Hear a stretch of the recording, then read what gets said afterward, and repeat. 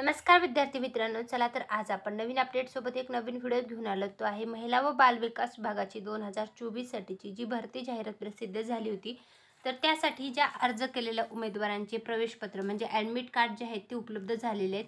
तर admit card download करण्यासाठी तुम्हाला ऑफिशियल वेबसाईट जी आहे महिला व बाल विकास विभागाची, तर त्याच्यावर जायचं आहे.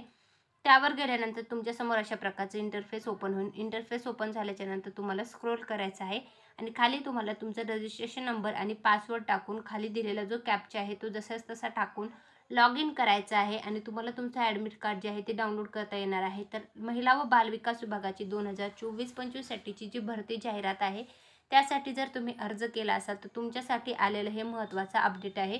तर हा व्हिडिओ जो आहे तर तुमच्या मित्रमंडळीपर्यंत नक्की शेअर करा, म्हणजे त्यांनाही परीक्षेसंदर्भातली जी आलेली माहिती आहे तर ती त्यांच्यापर्यंत नक्की पोहोचेल. आणि तुम्ही जर अर्ज केला असाल तर तुमचं ॲडमिट कार्ड डाउनलोड करा, सर्व इन्स्ट्रक्शन व्यवस्थित फॉलो करा आणि त्यानंतर तुमचा पेपर व्यवस्थित द्या. धन्यवाद.